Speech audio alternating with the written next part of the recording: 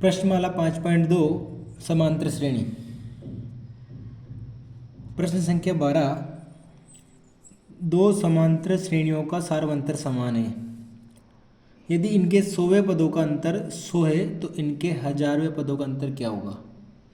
तो सबसे पहले अपन को क्या दे रखा है बच्चों कि इनमें क्या है, सार्वंतर समान है। तो दोनों का सार्वंतर क्या है, समान है। इनके 100वें पदों का अंतर 100 है तो 1000वें पदों का अंतर इसमें पूछा गया है। तो माना इसमें अपन को दो श्रेणियाँ माननी पड़ेगी। तो माना पहली श्रेणी का प्रथम पद कैपिटल ए ले रहे हैं तथा सार्वअंतर डी है। इसी प्रकार से आपको मानना है दूसरी श्रेणी। कौन सी श्रेणी? दूसरी श्रेणी का प्रथम पद स्मॉल ए तथा सार्वअंतर क्या मान लिया इसका भी डी। क्योंकि सार्वअंतर दोनों श्रेणियों में समान है तो दोनों का क्या माना बच्चों, डी माना। अब प्रश्नानुसार क्या कह रखा है, प्रश्नानुसार 100वें पदों का अंतर 100 है। तो पहली श्रेणी का 100वां पद क्या होगा, 800 माइनस स्मॉल 800 बराबर कितना है बच्चों, 100 है। तो nवां पद जो होता है an बराबर a plus n minus 1 into D. तो इसका मतलब क्या हुआ, 800 का मतलब क्या हुआ, कैपिटल ए प्लस 100 माइनस 1 का मतलब क्या 99। तो 99 डी माइनस स्मॉल ए प्लस 99 डी बराबर 100। अगर इसको हल करते हैं तो प्लस 99 डी माइनस का ए माइनस प्लस इंटू माइनस क्या होगा बच्चों, माइनस 99 डी बराबर कितना आ गया, 100 आ गया। 99 से 99 कैंसिल हो जाएगा तो ये तो क्या हो गया कैंसिल, क्या बच गया a minus A, capital A minus small A बराबर आ गया आपके पास 100। ये समीकरण नंबर 1। अब उसने पूछा है कि इसके 1000वें पदों का अंतर क्या होगा। तो 1000वें पदों का अंतर निकालना है अपन को। तो 1000 माइनस स्मॉल 1000 अपन को निकालना है। तो 1000 का मतलब क्या हो जाएगा, capital A plus 999 T minus इसी प्रकार से ए प्लस 999 डी। अगर इसको हल करते हैं तो ये capital A plus 999 D minus plus minus minus का ए, इसी प्रकार से प्लस माइनस माइनस का 999 डी हो जाएगा। ये 999 डी से 999 डी कैंसिल हो रहा है तो ये तो कट गया। क्या बच गया आपके पास, a माइनस ए। और समीकरण नंबर 1 से a माइनस ए का मान कितना है बच्चों, 100 है। तो यहाँ क्या लिखना है, समीकरण 1 से क्या है इसका मान रख देते हैं। तो a माइनस ए बराबर कितना आ गया, 100 आ गया। तो आपको क्या लिखना है, अतः 1000वें पदों का जो अंतर कितना हो जाएगा, 100 होगा। प्रश्न संख्या 13 में दे रखा है बच्चों, 3 अंकों वाली कितनी संख्याएं 7 से विभाज्य है। यानी कि 3 अंकों की ऐसी कितनी संख्याएं हैं जिनमें 7 का भाग जाता है। तो आपको पता है 3 अंकों की जो संख्या शुरू होती है वो 100 से शुरू होती है। कितना शुरू होती है, 100 से। इसके बाद में 101, 102 इस प्रकार से चलते चलते लास्ट जो संख्या आती है 3 अंकों की वो आती है 999 आती है। अब आपको ये चेक करना है कि पहली संख्या कौन है जिसमें 7 का भाग जाता है। तो आपको 7 का भाग देकर चेक करना है। जैसे 100 में 7 का भाग दिया, 7 1 7, 3 बचा 30 हो गया, 7 चौक 28, 2 बच गया 2/7। यानी कि 100 में 7 का भाग नहीं जा रहा। इस प्रकार आपको चेक करते रहना है जब तक पहली संख्या प्राप्त नहीं हो जाए। तो पहली संख्या जो आपकी आती है वो 105 आती है। देख चेक कर लो, 105/7 तो 1, 3 बचा 35, 7 पंजो 35, तो 15 बार 7 का भाग जा रहा है। तो पहली संख्या क्या होगी बच्चों, 105। इसी प्रकार से अगली क्या हो जाएगी, 7 जोड़ो 112, इसी प्रकार से 119। ऐसे ही आपको अंतिम में भी चेक करके देखना है कोई 999 में 7 का भाग जा रहा है नहीं जा रहा। तो पीछे से जो चेक करते हैं अपन तो 994 जो पहली संख्या है जिसमें 7 का भाग जाता है। तो आपको क्या प्राप्त होगी, एक समांतर श्रेणी प्राप्त हो गई है। अब समांतर श्रेणी में क्या क्या पता होता है आपको, एक तो प्रथम पद पता होता है, प्रथम पद। तो इसमें क्या हो जाएगा, a बराबर 105। इसमें एक लास्ट का पद क्या है बच्चों, 994। तो इसे बोलेंगे nवां पद। एक आपको पता होता है सारवंतर, सारवंतर को लिखते हैं d से। तो d बराबर कितना है, 7 है। कैसे, दूसरा पद माइनस पहला पद, 112 में से 105 गया तो 7। आपको क्या ज्ञात करना है, पदों की संख्या n ज्ञात करनी है। तो आपने n पदों की सूत्र पढ़ा है, ए एन बराबर a plus n-1 into D. nवां का पद कितना दे रखा है, 994 बराबर a का मान 105 प्लस n का मान ज्ञात करना है, d का मान 7। अब क्या करना है, n 105 को इधर पक्षांतरण करना है। इधर क्या बच जाएगा, n-1 इंटू 7, ये बच गया n-1 इंटू 7 बराबर, ये हो गया 994, 105 माइनस में। तो n-1 इंटू 7 बराबर 105 गया, 994 से कितना बचेगा बच्चों, 889 बचेगा। n-1 इंटू 7 गुणा में, तो 7 कहाँ जाएगा, भाग में। तो ये n-1 बराबर क्या हो गया, 889 बटे 7। 7 का भाग इसमें देंगे कितनी बार जाएगा, 177 यानी कि 127 आएगा। अब क्या है, माइनस का अपन को n का मान चाहिए, तो n बराबर 127, 1 माइनस का इधर इधर है तो प्लस का 1, तो n बराबर कितना आ गया, 128।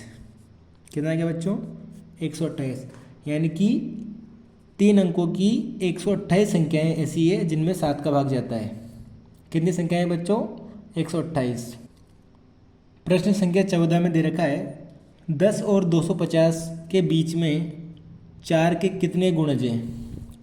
मतलब 10 और 250 के बीच में ऐसी कितनी संख्याएं हैं जिनमें 4 का भाग जाता है, या फिर 4 का पहाड़ा बोले अगर 250 तक, तो कितनी संख्याएं 4 के पहाड़े में आएगी, उसे बोलते हैं गुणज। सबसे पहले देखो 10 दे रखा है, तो 10 में 4 का भाग नहीं जाता है, 11 में नहीं जाता है, 12 में जाता है। तो पहली संख्या क्या है बच्चों, 12 है। 12 के बाद में क्या आता है, 16 आता है। 16 के बाद में 20 आता है। इस प्रकार से आपको देखते चलना है। और अंत में दे रखा है 250, तो पीछे भी आपको 4 का भाग दे के देखना है। तो 4 का भाग 250 में नहीं जाता है, 249 विषम संख्या है उसमें भी नहीं जाएगा, 248 में जाता है। कितने में जाता है, 248 में जाता है। तो आपके पास एक समांतर श्रेणी प्राप्त हो गई है।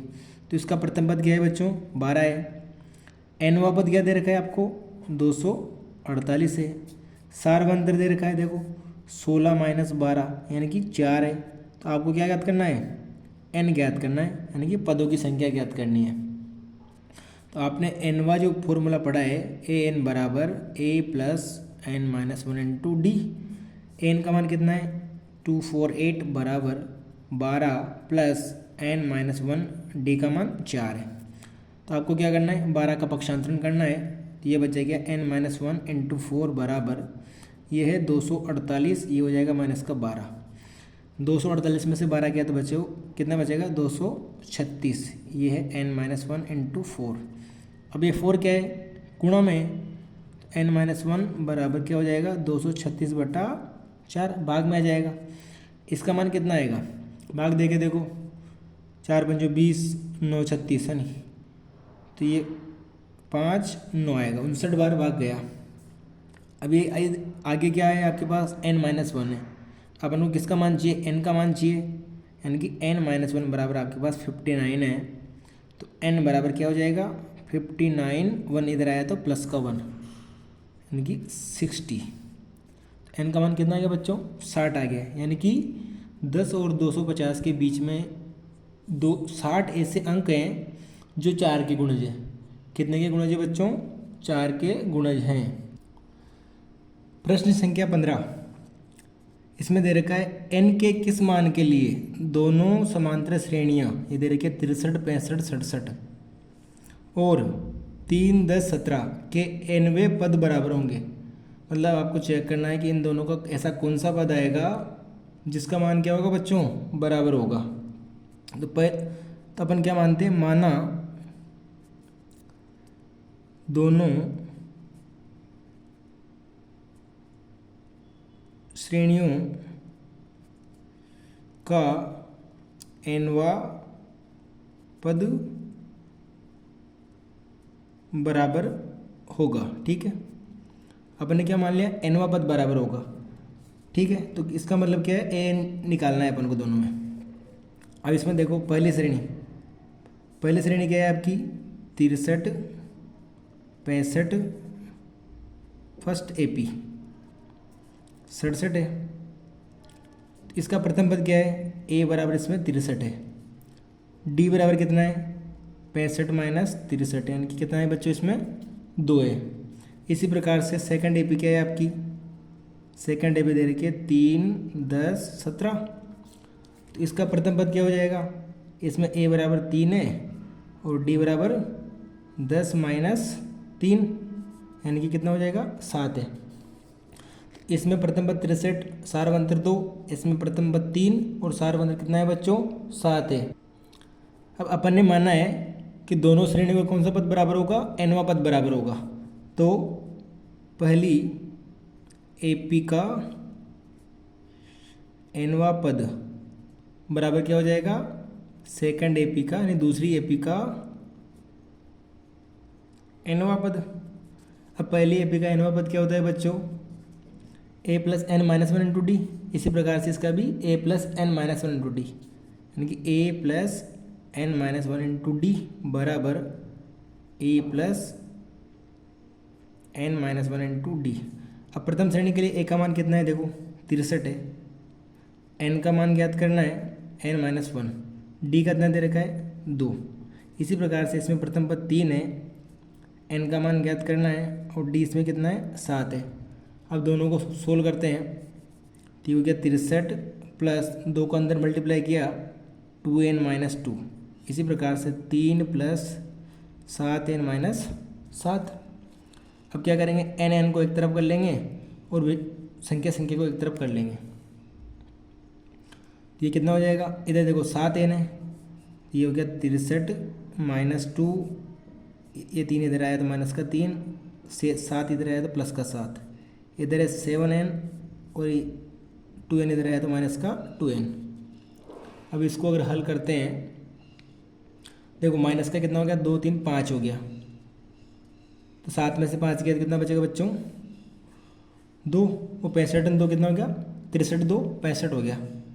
तो इसका मान आ गया कि आपके पास 65 बराबर 7n में से 2n गया तो 5n, तो n बराबर आपके पास आएगा 65 बटे, ये गुणा में तो भाग में आ जाएगा 5, तो n का मान कितना आ गया 13, यानी कि दोनों श्रेणियों का कौन सा पद, 13वां पद जो है बराबर होंगे। तो आपको क्या लिखना है, अतः दोनों श्रेणियों के 13वें पद क्या होंगे, 13वें पद बराबर होंगे। कौन से पद होंगे बच्चों, 13वें पद क्या होंगे, बराबर होंगे। प्रश्न संख्या 16 में दे रखा है, वह AP ज्ञात कीजिए जिसका तीसरा पद 16 है और 7वां पद 5वें पद से 12 अधिक है। तो सबसे पहले क्या क्या दे रखा है वो लिखना है अपन को। सबसे पहले क्या लिखना है बच्चों, गिवन क्या क्या दे रखा है। तो तीसरा पद कितना है बच्चों, 16 है, यानी कि A3 बराबर दे रखा है आपको 16।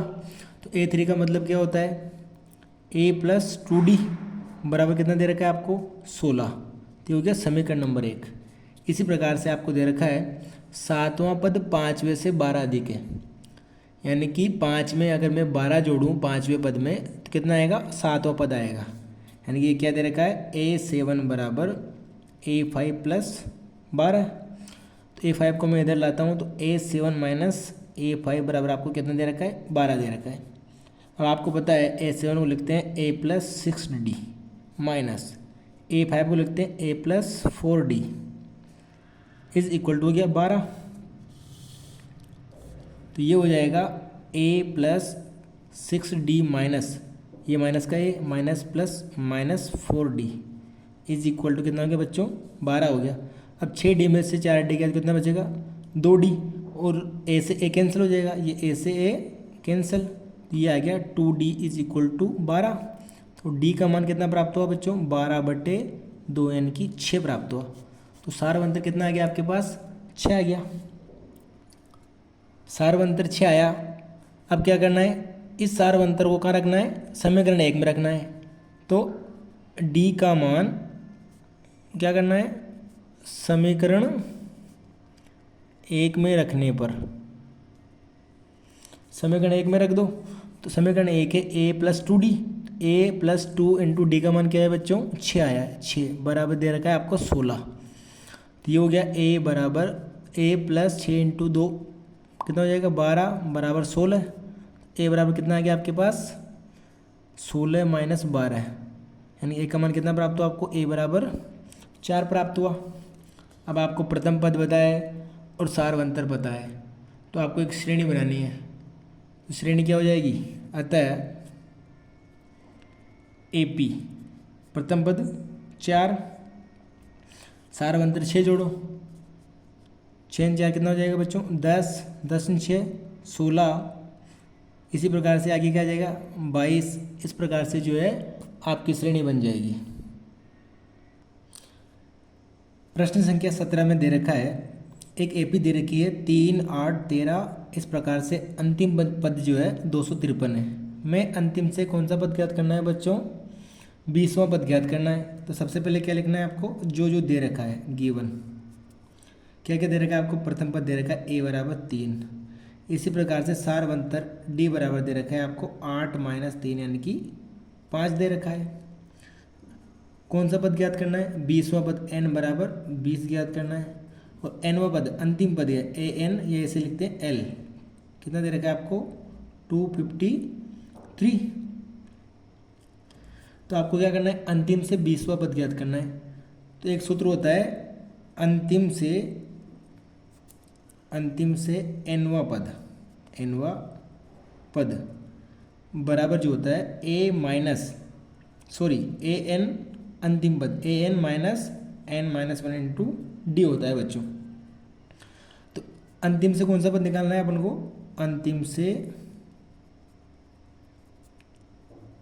20वां पद अंतिम ए एन क्या है बच्चों, 253 माइनस 20 का यहाँ कितना हो जाएगा, 19। और डी का मान कितना है बच्चों, 5 आया। तो ये हो गया 253 माइनस 19 इंटू 5 करेंगे तो 95 95। और 253 में से अगर 95 घटाएंगे ना तो अपने पास प्राप्त होगा 158। कितना प्राप्त होगा बच्चों, 158। तो अंतिम से 20वां पद कितना आ गया आपके पास, 158। इस सूत्र को चाहो तो आप ऐसे भी लिख सकते हो L minus N minus 1 into D. दोनों फॉर्मूले क्या है, एक ही है। तो इसमें आपको उपयोग क्या करना है, अंतिम पद करना है। जब भी अंतिम की बात करें अंतिम पद उपयोग करना है, और प्लस की जगह क्या लगाना है आपको, माइनस लगाना है। प्रश्न संख्या 18, इसमें दे रखा है बच्चों, किसी एपी के चौथे और 8वें पदों का योग कितना है, 24 है। और छठे और 10वें पदों का योग कितना है बच्चों, 44 है। तो इस एपी के प्रथम 3 पद ज्ञात करने हैं। तो सबसे पहले आपको जो दे रखा है वो लिखना है। इसका आंसर हो जाएगा, देखो चौथे और 8वें पदों का योग दे रखा है, यानी कि प्रश्नानुसार क्या क्या दे रखा है आपको। एक तो A4 plus A8 is equal to दे रखा है आपको 24। कितना दे रखा है बच्चों, 24 दे रखा है। A4 को आप लिखते हो A प्लस 3D प्लस 8 को लिखते हो आप A प्लस 7D। इसका मान है 24। तो यह आ जाएगा A कितना हो गया बच्चों, 2A। 3 और 7 कितना हो गया, 10D। कितना हो गया बच्चों, 10D बराबर 24। पूरी समीकरण में 2 का भाग जा रहा है, तो 2 का भाग अगर देंगे तो ये हो जाएगा A, ये हो जाएगा 5D, ये हो जाएगा 24 में से 2 का भाग दिया तो 12। तो समीकरण आपके पास एक क्या आ गई, A प्लस 5D बराबर 12। इसी प्रकार से दूसरी जो शर्त है आपकी, A6 plus A10 is equal to दे रखा है आपको 44। ये क्या हो जाएगा, इसको लिखते हैं A6 को लिखते हैं A प्लस 5D। इसी प्रकार A10 को लिखते हैं A plus 9D is equal to 44। तो ये हो गया A प्लस A कितना हो गया बच्चों, 2A। इसी प्रकार से 9 और 5 कितना हो गया, 14D बराबर 44। पूरी समीकरण में 2 का भाग जा रहा है, तो 2 का भाग देंगे तो ये हो गया a, ये हो गया 7d, ये हो गया 44 में 2 का भाग दिया तो 22, ये हो गया आपके समीकरण नंबर 2। अब क्या करना है, समीकरण 2 में से समीकरण 1 को घटाना है। तो समीकरण 2 माइनस समीकरण 1 करना है। समीकरण आपकी 2 है a+7d बराबर 22, और समीकरण 1 आपकी a+5d बराबर 12। अगर माइनस करते हैं तो माइनस माइनस माइनस, ए से ए क्या हो जाएगा बच्चों, कैंसल। 7d में से 5d गया तो कितना बचा आपके पास, 2d, और 22 में से 12 गया तो कितना बचा आपके पास, 10। तो d बराबर आ गया 10/2। d का मान कितना है बच्चों, 5 प्राप्त हुआ। d का मान कितना प्राप्त हुआ, 5। अब क्या करना है, d का मान या तो समीकरण 1 में रखो या समीकरण 2 में रखो। तो d का मान समीकरण 1 में रखने पर, 1 में रख दो। एक समीकरण क्या है, a+5d है, तो ये हो जाएगा a+5 इंटू डी का मान कितना है बच्चों, 5 है, तो ये हो गया 5 बराबर 12। तो सोल्व करेंगे इसको तो ये हो जाएगा a+25 बराबर 12। तो a का मान आ गया आपके पास a बराबर 12, प्लस का इधर माइनस का हो जाएगा, पक्षांतर करेंगे तो 25। तो a का मान आ गया 12 में से 25 गया तो कितना आ गया, माइनस का 13। तो a का मान कितना प्राप्त हुआ, माइनस का 13। d कितना प्राप्त हुआ, 5। अतः ये इधर लिख रहा हूँ मैं, अतः AP के प्रथम 3 पद क्या हो जाएंगे, पहला पद हो गया माइनस का 13। अब सार बंदे कितना है, 5 है, -13 में 5 जोड़ेंगे तो माइनस का 13 प्लस का 5 माइनस का 8। इसी प्रकार से -8 में 5 जोड़ेंगे तो माइनस का 3। ये इसके प्रथम पद हो गए 3। प्रश्न संख्या 19, इसमें दे रखा है बच्चों, सुब्बा राव ने 1995 में 5000 के मासिक वेतन पर कार्य आरंभ किया और प्रत्येक वर्ष 200 रुपये की वेतन वृद्धि प्राप्त की। कितने रुपए की, 200 रुपये की। किस वर्ष उसका वेतन 7000 हो गया। तो उसके आरंभिक जो आय है 5000 रुपये है, प्रत्येक वर्ष क्या कर रहा है बच्चों, वो 200 रुपये की वेतन वृद्धि कर रहा है। तो किस वर्ष उसका वेतन जो है कितना हो जाएगा, 7000 हो जाएगा। तो एक श्रेणी देखो, इसकी श्रेणी क्या बन गई, सबसे पहले दे रखा है आरंभिक वेतन बराबर दे रखा है उसने 5000 रुपये। वार्षिक वृद्धि दे रखी है, वार्षिक वृद्धि उसने दे रखी है बच्चों 200 रुपये। तो आप देखोगे अगर श्रेणी कैसे बन गई, देखो प्रथम पद आ गया ये 5000, इसमें 200 ऐड करना है तो 5200, फिर 200 ऐड करना है तो 5400। इस प्रकार से एंड में कितना आ रहा है बच्चों, 7000 आ रहा है। तो उसने पूछा है कि 7000 उसका वेतन कब होगा। तो अब देखो इसमें क्या क्या दे रखा है, एक तो आपको दे रखा है प्रथम पद ए बराबर कितना हो गया बच्चों, 5000। सार बंदर डी बराबर वो कह रहा है 200 की वृद्धि होती है, तो प्रत्येक वर्ष कितना बढ़ रहा है, 200 बढ़ रहा है, यानी कि आपका सार बंदर कितना है, 200 है। एक आपको दे रखा है किस वर्ष वेतन 7000 हो जाएगा। तो मान लिया अपन ने nवें हो जाएगा, nवें वर्ष में, तो an बराबर कितना दे रखा है आपको, 7000। तो आपको क्या ज्ञात करना है, n ज्ञात करना है, पदों की संख्या, यानी कि कितने वर्ष में हो जाएगा। तो आपने पढ़ रखा है an बराबर a+n-1 इंटू डी।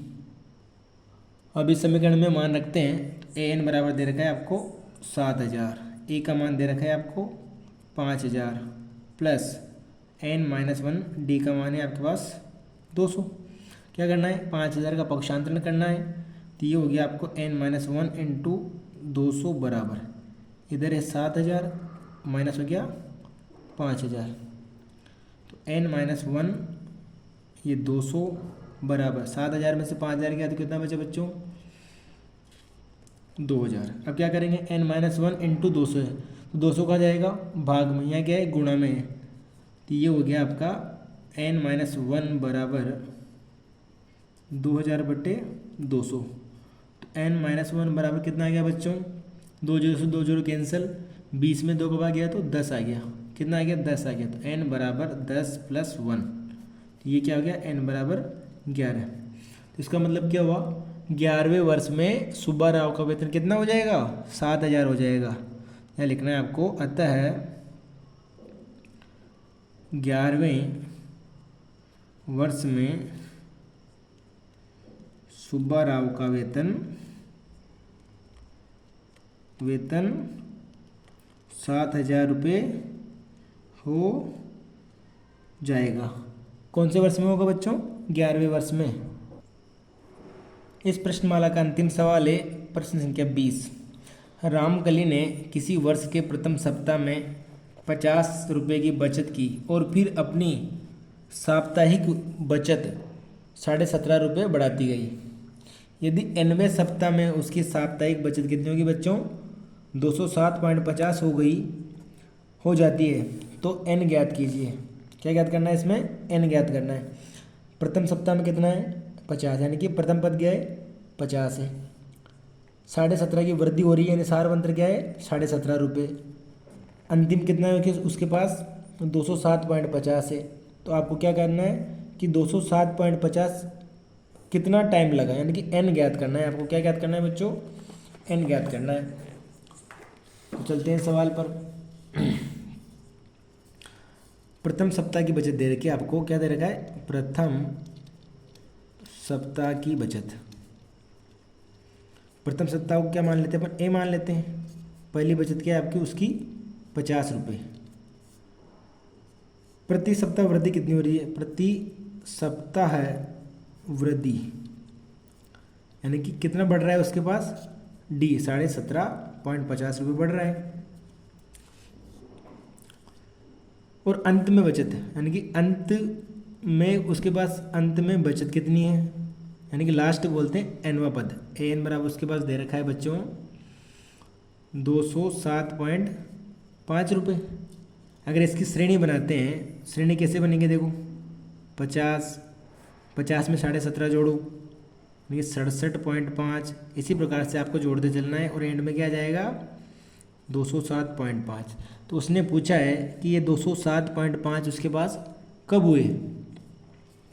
तो प्रथम पद 50 आ गया, प्रति सप्ताह वृद्धि 17.5 आ गई, अंत में बचत कितनी आ गई बच्चों?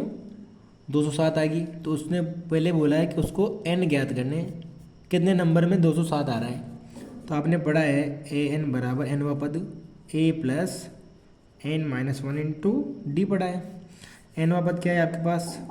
207.5 बराबर a का मान 50 है प्लस n-1 डी का मान 17.5 है। 50 का क्या करना है? पक्षांतरण करना है। तो आपके पास आ गया n-1 इंटू 17.5 बराबर 207.5 में से क्या करना है? 50 माइनस करना है। तो 50 जाएगा तो कितना बचेगा? 157.5। आगे चल रहा है n-1 17.5। अब ये 17.5 के गुणा में इधर आएगा तो क्या आ जाएगा बच्चों? भाग में आ जाएगा। तो 17.5 का भाग देते हैं। n-1 बराबर 157.5 बटा 17.5। अब दोनों जगह पॉइंट है तो पॉइंट से पॉइंट कैंसिल हो गया। क्या हो गया? पॉइंट से पॉइंट कैंसिल हो गया। इस पॉइंट से पॉइंट कट गया, यानी कि 1575 में आपको 175 का भाग लगाना है।